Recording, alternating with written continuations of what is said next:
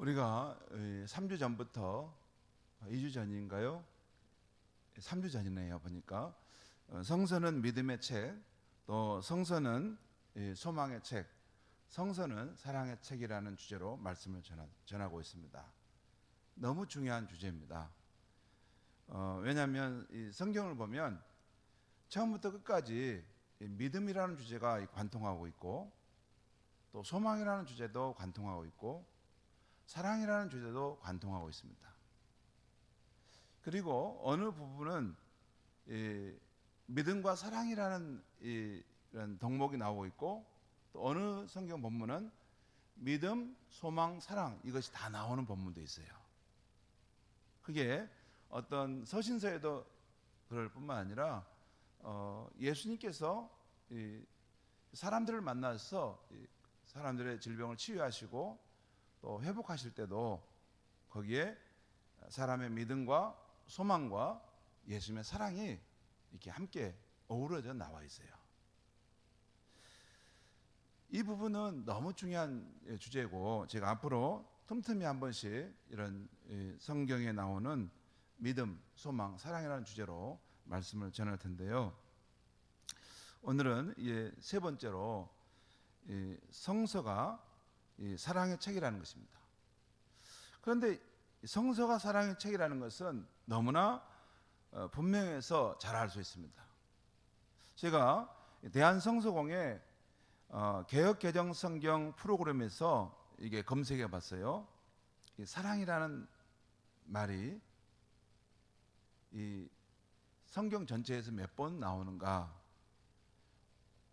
모두 557번이 나옵니다. 그러니까 성경 전체에 사랑이라는 말이 557번이니까 아주 많이 나온 것이죠. 물론 그 사랑들은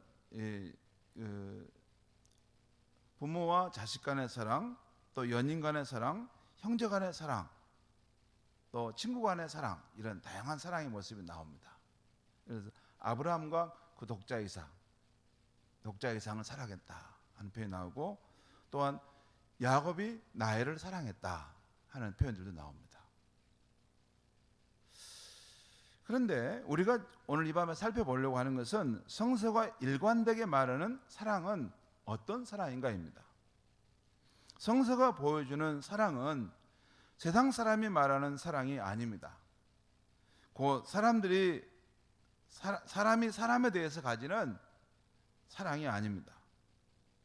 또 사람이 하나님께 대하여 가지는 사랑이 아닙니다.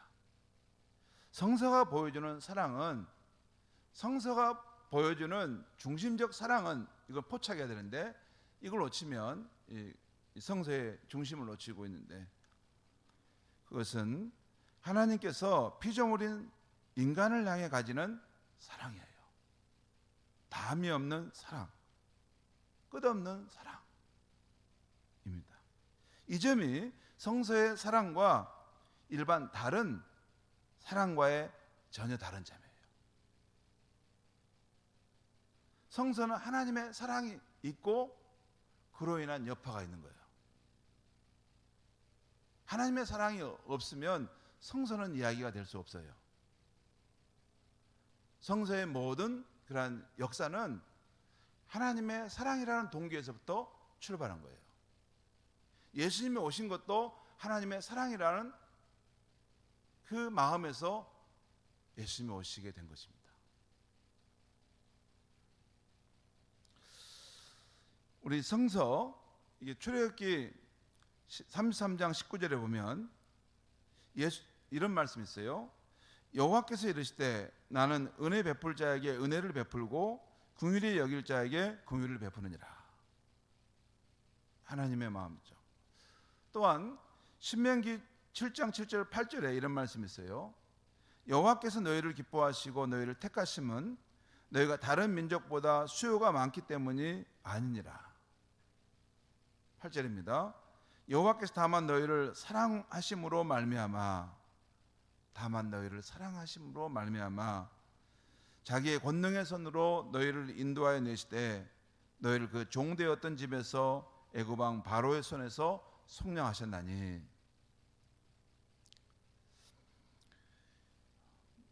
또 또 요한 1서 4장 19절에 보면 우리가 사랑하면 그가 먼저 우리를 사랑하셨습니다. 그러니까 우리 사람들이 서로 사랑하고 우리 형제들이 서로 사랑할 수 있는 것은 하나님이 먼저 우리를 사랑하셨기 때문에 그렇다는 거예요. 무슨 말씀이냐면 하나님의 사랑의 활동이 있었기 때문에 그 파장으로, 그 여파로 우리가 사랑할 수 있다는 거예요.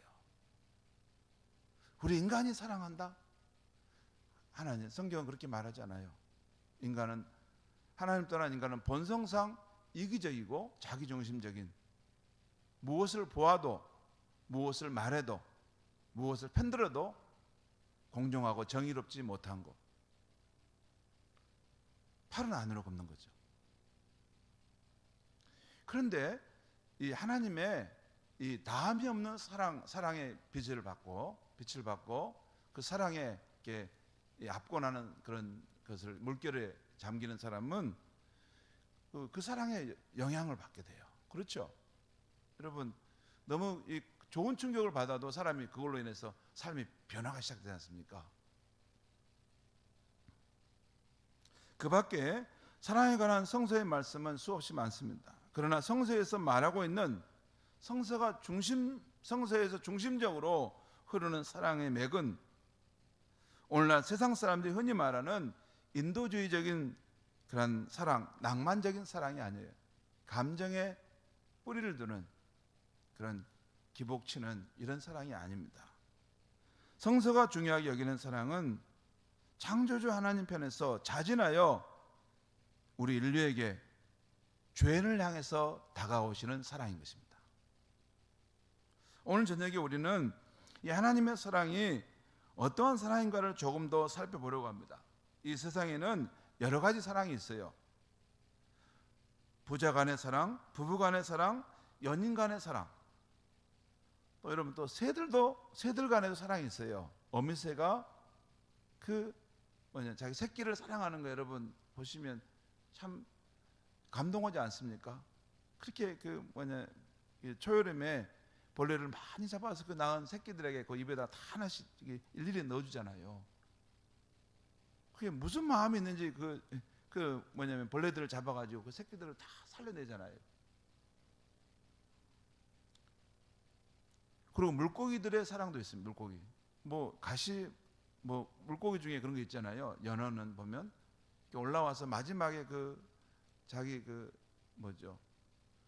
부화해 놓은 그 연어 알, 그것을 수컷은 그것을 끝까지 그걸 품고 살리고 그 새끼들이 부화하고 이렇게 건강하게 자라면 자기는 거기 죽으면서 그들이 살아가는 어떤 터전이 되는 거죠. 자, 그런데 이런 일반적인 사랑과 하나님의 사랑은 어떤 차이가 있는가입니다. 그 사랑을 깊이 한번 다루려면 한 가지 주제가 우리 한 번의 설교가 될 만큼 깊은 주제입니다. 그런데 제가 그렇게는 하지 않고 오늘은 개괄적인 것만 몇 가지 쭉쭉 말씀드리겠습니다. 첫 번째, 하나님의 사랑은 주시는 사랑이에요. 아낌없이 주시는 사랑이에요. 계산하지 않고 주시는 사랑이에요. 계속 주시는 사랑이에요. 요한복음 3장 16절에 보면 이런 말씀이 있어요. 하나님이 세상을 이처럼 사랑하사 독생자를 주셨으니, 누굴 줬다고요?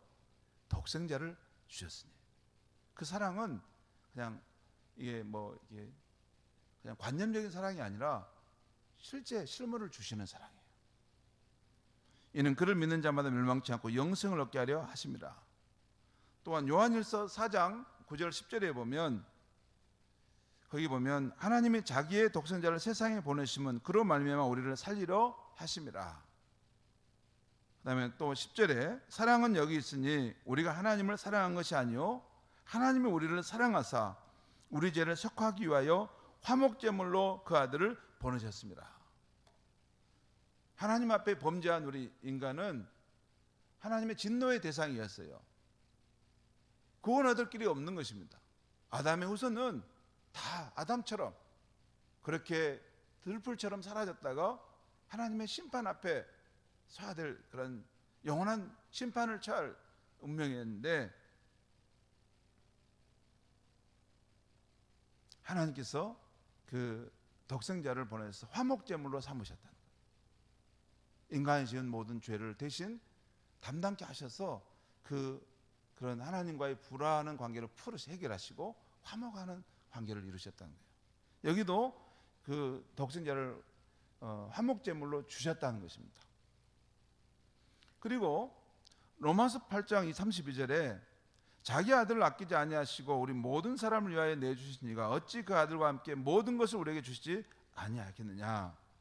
그 아들도 주셨다면 그 다른 모든 것을 우리의 삶의 필요들도 공급해 주시지 않겠느냐는 것입니다.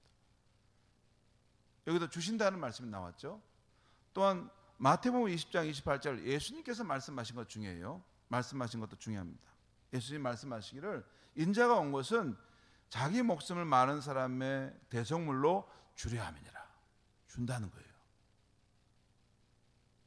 여기 보면 하나님의 사랑 또 예수 그리스도의 사랑에는 어떤 것인가를 알 수 있는데 자기에게 속한 것뿐만 아니라 자기 자신을 주는 것입니다.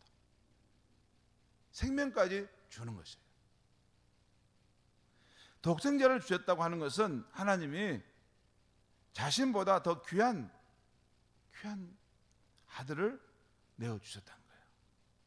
여러분, 아버지에게 아들은 생명과 같습니다. 그렇죠? 우리 자식을 낳아보면 아버지의 은혜를 알게 되고 자식이 아프고 어려워지면 하나님의 사랑을 알게 돼요.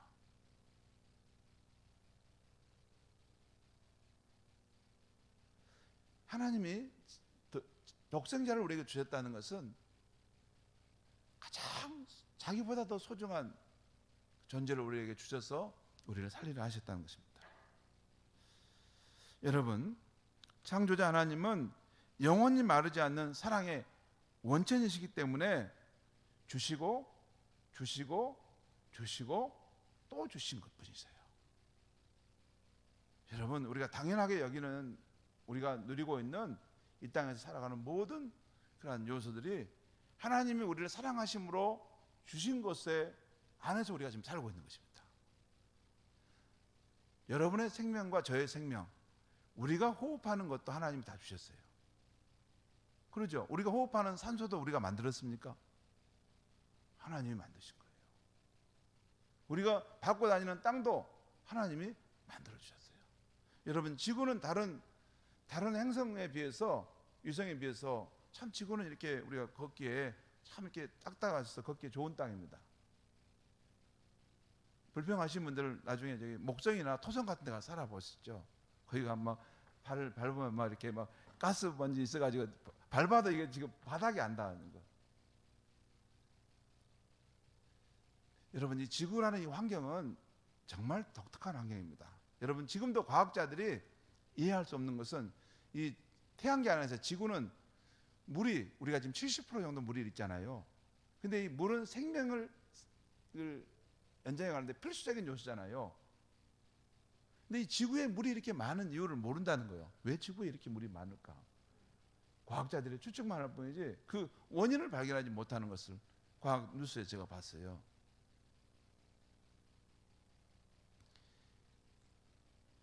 우리가 여기서 풍부한 물을 누리고 살아가는 것도, 이것도 하나님의 이런 마르지 않는 사랑으로 인해서 우리가 누리는 것이죠. 하나님은 주시고 또 주시는 분이세요.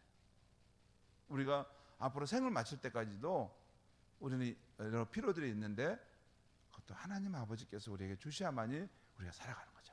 근데 주실 겁니다. 주실 거예요. 자, 하나님의 사랑은 아낌없이 주시는 사랑이라는 거예요. 여러분, 이 사람의 사랑은요, 이게 줄 때 뭘 이게 받아야 돼요.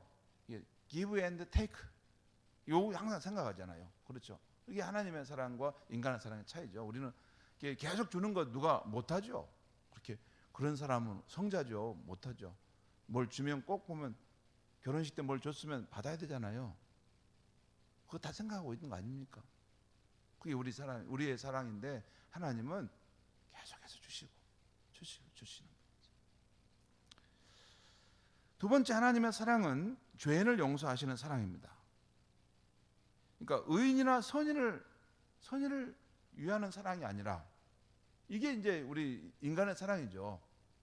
의인이나 선인, 좀 괜찮은 사람, 이런 사람을 우리 사랑하지, 죄인이나 잘못된 사람은 이렇게 버리잖아요. 우리 가치가 없다고. 그런데 하나님은 죄인과 잘못된 사람을, 죄인을 용서하시고 잘못된 사람을 고쳐서 회복하시는 사랑이에요. 로마서 5장 8절에 보면, 우리가 아직 죄인 되었을 때 그리스도께서 우리를 위하여 죽으심으로 하나님께서 우리에 대한 자기의 사랑을 확증하셨느니라. 우리가 죄인 되었을 때, 의인이었을 때가 아니라는 거예요. 죄인 되었을 때. 또한 로마서 5장 10절에 보면, 우리가 원수 되었을 때 그 아들의 죽으심으로 말미암아 하나님과 화목하게 되었은즉.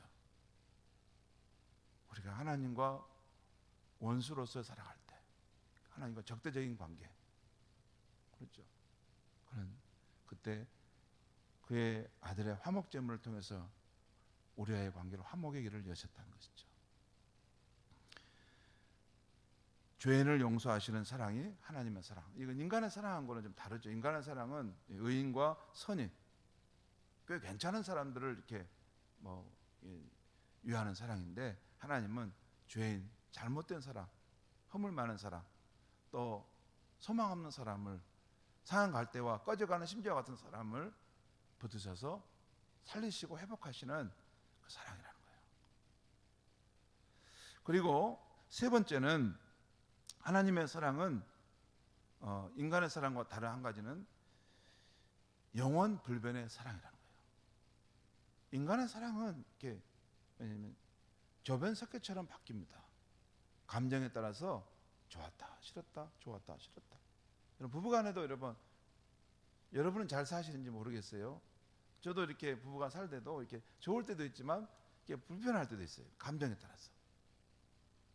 그런데 하나님의 사랑은 한 번 사랑하기로 택하셨으면 이건 영원토록 변치 않게 사랑하는 사랑이에요. 로마서 8장 38절 39절에서 바울은 우리를 향한 하나님의 영원한 사랑을, 변치 않는 사랑을 이렇게 말합니다. 사망이나 생망이나 천사들이나 권세자들이나 현재일이나 장래일이나 높음이나 깊음이나 다른 어떤 피조물이라도 우리를 우리 주 그리스도 예수 안에 있는 하나님의 사랑에서 끊을 수 없느니라. 이 말씀에는 다른 어떤 피조물이라도라는 그 말씀, 여기에는 우리 공간과 시간도 말하는 거예요. 아무리 길고 긴 시간이라도 예수 그리스도 안에서 우리를 향했던 그 정했던 하나님의 사랑은 변함이 없는 사랑이라는 거예요. 그게 확실하지 않으면 우리 인생의 삶과 죽음이 불안해서 살 수가 없어요. 그런데 그 예수 그리스도 안에 있는 그 확실한 영원 불변의 하나님의 사랑 위에, 그 반석 위에 서 있는 사람은 앞으로 인생에 무슨 일을, 환난과 어려운 일을 당해도, 아니 죽는 상황이 우리 눈앞에 닥쳐도, 아니 내가 죽은 후에 내 영혼이 어디로 떠돌지 몰라도 두려워하지 않아요. 하나님은 이 세상과 저 세상에서, 땅과 하늘에서 모든 것을 다스리시는 분이시고 주관하시는 분이기 때문에, 그분이 나를 사랑하신다면 나를 천국으로, 생명의 빛이 가득한 곳으로 인도하실 줄 믿는 것입니다. 여러분, 세상 만사가 변합니다. 계속해서 변화됩니다. 때가 되면 천지도 변하고 나의 친구도 변하고 나의 부모도 변합니다. 때가 되면 나의 부모까지도 나를 버리는 일이 있을 수 있습니다. 치매가 걸리면 그토록 사랑하는 아들도 몰라봐요.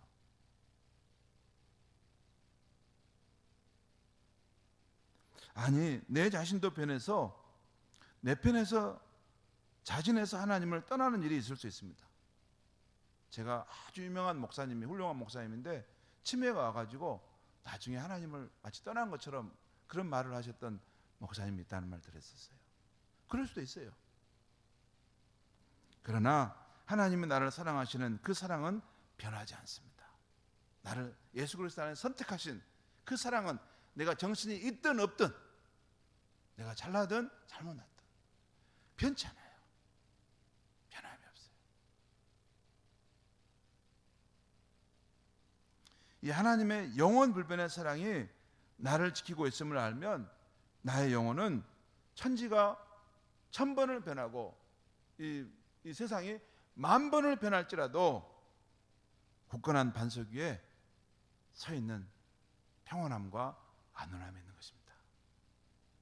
아무리 우리 앞에 서 있는 인생의 장애물이고 천지라 하더라도 하나님 앞에서는 후 불면 아무것도 아니에요. 그 하나님의 사랑의 품 안에 보호를 받는 사람은 두려울 것이 없는 것입니다.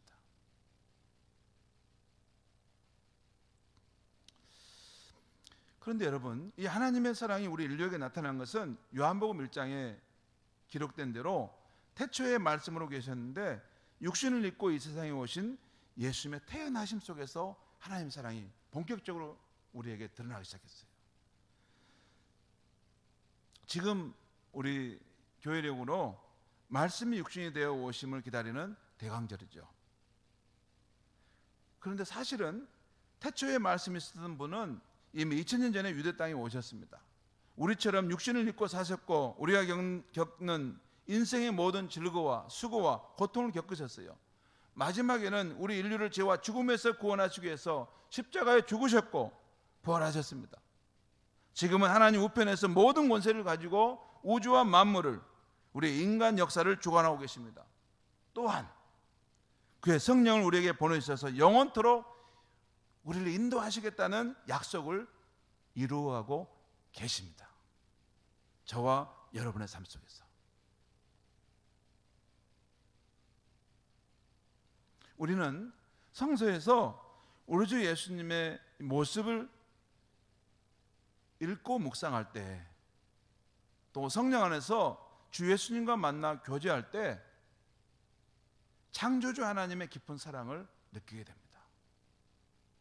예수님은, 성령님은 하나님의 사랑을 우리에게 나타내기 위해서 오신 분이기 때문에요. 우리 찬송가에 보면 거기서 우리가 꼭 예수님은 이 하나님의 사랑을 우리에게 보여주기 위해서 오신 분이시다. 이 부분이 굉장히 중요한 부분이에요. 그 말씀으로도 비유로도 또한 예수님 자신의 이 병든 자와 소망 없는 자들을 이렇게 가까이 해서 그들을 위로하시고 살리시는 사역을 통해서도, 마지막에는 십자가에 고난받아 죽으심을 통해서 하나님이 우리 인류를, 죄인인 우리 인간을 어떻게 얼마나 사랑하시는가, 그것을 보여주러 오신 분이 예수님이세요.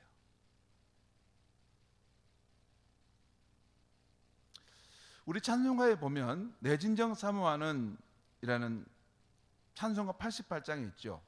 이 찬송가는 영국의 구세군 전도단의 일원이었던 찰스 프레이라는 사람이 작사한 노래입니다. 한번 보겠습니다.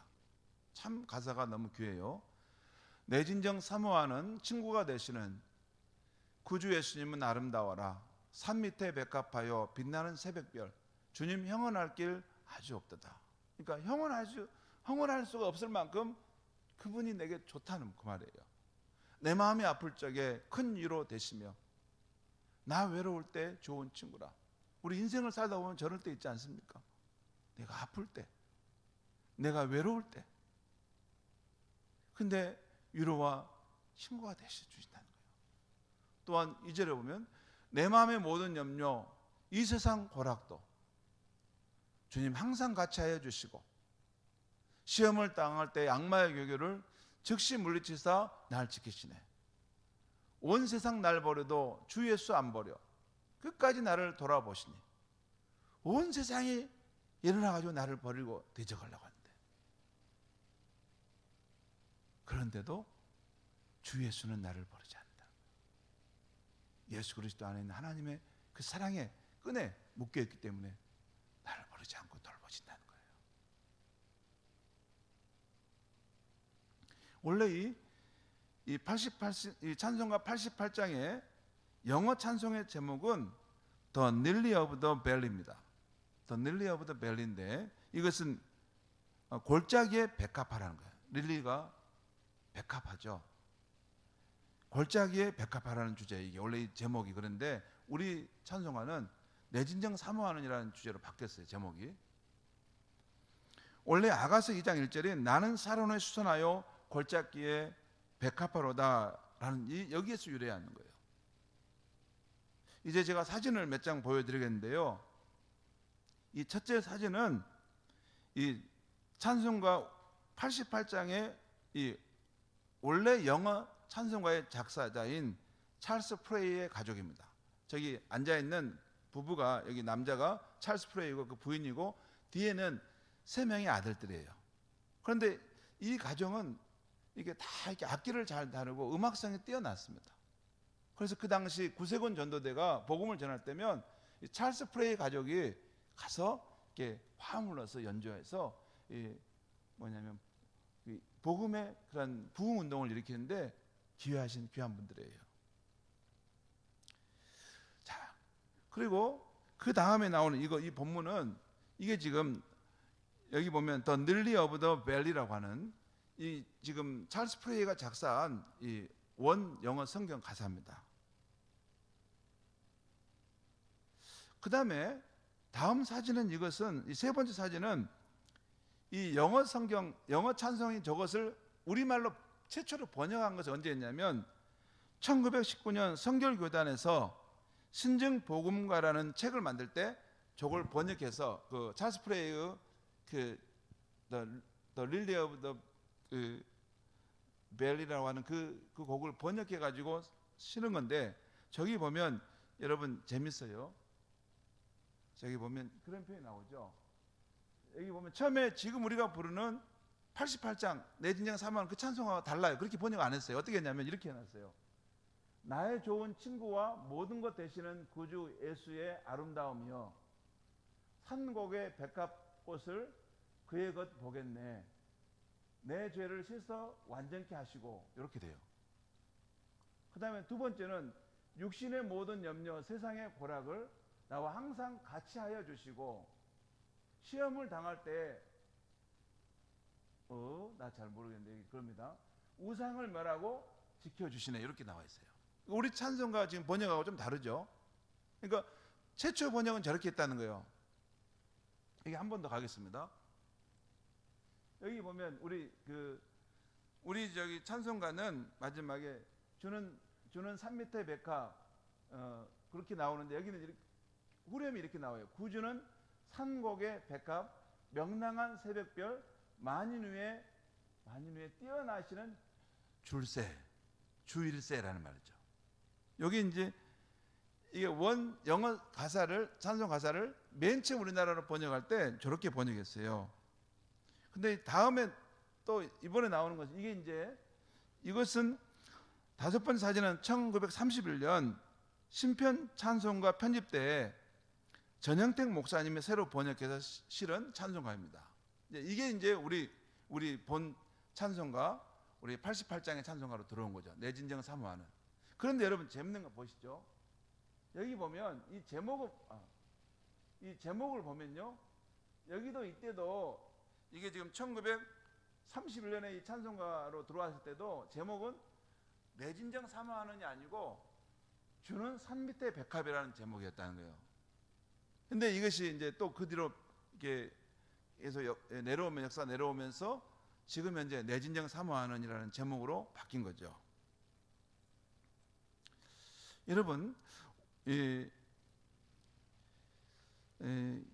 그런데 우리 찬송가 이 88장의 원 작사자인 영국의 찰스 프레이라는 사람은 1838년에 태어나시고 1882년에까지 살았던 분이요. 82년까지 살았던 분입니다. 그러니까 여러분 그때가 어느 때일까요? 조선시대입니다. 조선시대. 그리고 이 찬송가를 지을 때는 1881년이었어요. 그때는 우리나라는 아직 언더우드 아펜젤러 선교사가 들어오지 않은 조선시대였습니다. 언더우드 선교사가 1885년에 우리나라에 처음으로 입국했어요. 그러니까 조선시대는 영적으로 암흑기였습니다. 그런데 그때 영국에서는 부흥운동이 일어나서 찰스 프레이가 예수 복음의 은혜를 깨닫고 이 찬송가를 지은 것입니다. 그런데 여러분, 제가 다시 말씀드리는데 1881년에 찰스 프레이가 지은 찬송인데 그 내용을 음미해 보면 프레이라는 사람이 예수 그리스도 안에서 하나님의 사랑을 얼마나 깊이 경험했는지 느낄 수 있어요. 여러분, 저 찬송이 작사된 지가, 원 찬송은 지금으로부터 150년 전의 상황이에요. 왜냐하면 지금 우리가 2021년 한국 땅에 살고 있지 않습니까? 그러니까 지금으로부터 150년 전에 영국이라는 땅에서 어떤 한 크리스찬이 자기 마음속에 예수 복음에 대한 감격이 있어서 작사를 했어요. 근데 그 내용이 저 내용이라는 거예요. 제가 그걸 보면서 이게 150년 전 사람이 복음의 은혜를 깨닫고 저렇게 작사했는데 하나님의 사랑을 체험하는 것은 우리 현대 시대를 산다고 해서 더 나을 것은 없구나, 그런 생각이 들었어요. 이 내 진정 사모하는이라는 이 우리 찬송가 88장은 영어 찬송 원 가사보다 복음의 진리를 더 구체적으로 또 분명하게 전하지 못하는 면이 있습니다. 그래서 제가 부족하지만 영어 찬송가를 우리말로 한번 번역해 봤어요. 잠깐 차이가 많기 때문에 한번 보겠습니다.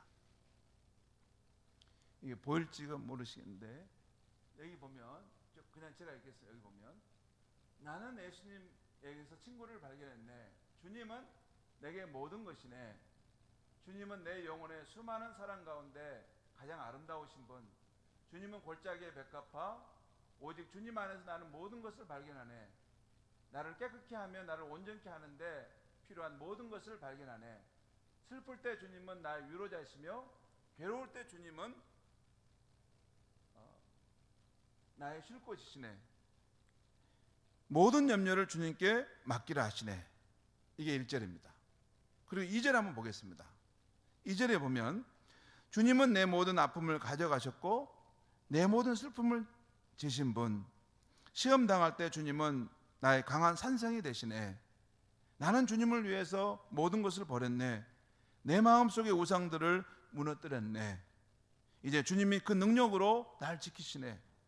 비록 온 세상이 나를 버리고 사탄이 심하게 나를 시험할지라도 예수를 통해 나는 안전하게 하늘나라 목적지까지 이를 것이네. 이게 2절의 내용입니다. 영어 번역이, 영어 본문이 저게 언어입니다. 저걸 우리가 지금 번역해서 찬송가를 만든 거예요. 근데 원 저자는 저렇게 지금 쓴 거죠. 자, 3절 보겠습니다. 3절은 다시 제가 읽겠습니다. 3절은 주님은 절대로 나를 떠나지 않으시며 내버리지 않으시는 분. 내가 믿음으로 살고 주님의 복된 뜻을 행하는 한 결코 나를 버리지 않아. 불의 성곽이 내 주위에 있어도 나는 결코 두렵지 않네. 주님은 하늘 만나로서 나의 주린 영혼을 채워주시네. 때가 되면 나는 영광 중에 압도되어 주님의 복된 얼굴을 배울 것이네. 그 천국에는 기쁨의 강이 영원히 흐르는 것이네.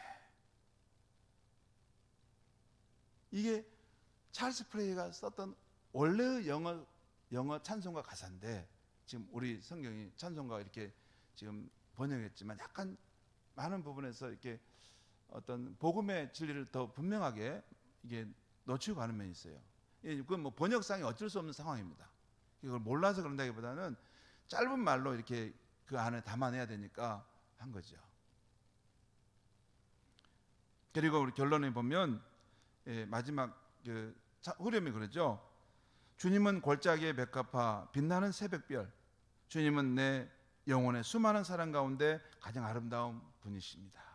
여기 보면, 여기서 He is the lily of the valley라고 하는 그분은 골짜기의 백합화시고, 여기 보면 bright morning star, 밝고 아침에 그 있는 별이라는 거예요. 그리고 그 다음은 He is the fairest of 10,000 to my soul. 이 말은 이런 것입니다. 그분은, 주님은 내 영혼의 어떤 분이냐면 10,000은 만 명을 말해요. 만 명.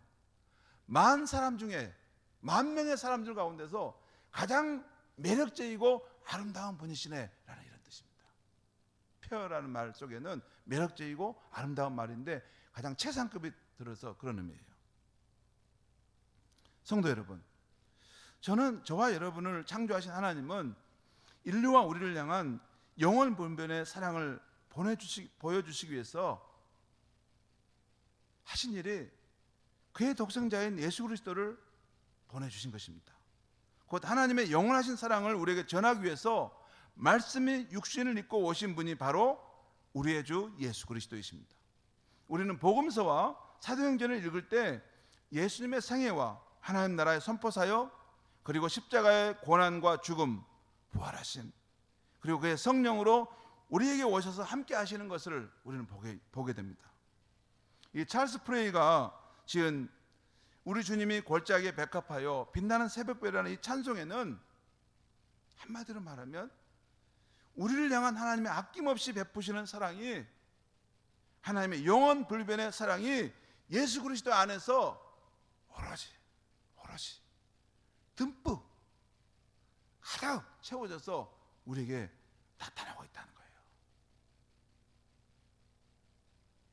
예를 들어 찬송가 우리 88장 1절에 내 마음이 아플 적에 큰 위로 되시며 나 외로울 때 좋은 친구가 되어주시는 사랑, 2절에 내 마음의 모든 염려, 이 세상 고락도 항상 같이 하여 주시는 사랑, 또 시험을 당할 때 강한 산성이 되어주시는 사랑, 그리고 온 세상이 나를 버려도 주 예수는 나를 버리지 않고 끝까지 돌아보시는 사랑, 그리고 하늘 만나로서 내 주린 영혼을 날마다 채워주시는 사랑, 또 우리 주 예수님의 도움을 받아 하늘나라에까지 안전하게 이르게 해주시는 그 하나님의 사랑을 예수 그리스도 안에서 베풀어 주신다는 거예요. 그게 찰스 프레이가 찬송가 33장 주님은 골짜기에 백합하라는 그 곡을 지을 때 그 마음속에 감동으로 밀려왔던 내용입니다. 제가 생각해 봤어요. 찰스 프레이, 이 사람이 1880년도에 이것을 썼던, 이 작사를 했다면 우리 아버지도 안 계시고 우리 할아버지, 그러니까 제가 태어나지도 않고 우리 부모님도 태어나지도 않고 복음도 그때 들어와지도 않았을 때, 그때 그 영국 땅에 있는 한 평범한 크리스찬의 마음속에 그런 감동의 물결이 있었다는 거예요. 내 주님은 어떤 분인가? 하나님의 사랑을 온전하게 내게 와서 나타내 주시는 분이라는 거예요. 제가 이 찬송을 부르다가 1880년대 그 영국 땅에 그 한 밤에, 아마 이 사람이 밤이든지 아침이든지 이 곡을 이 작사를 했을 텐데, 그때 그 사람의 영혼을 압권했던 주님의 그 사랑이 얼마나 컸을까? 그 사랑들이 내게 주님 오시면 얼마나 좋을까요? 이런 마음이 들었어요.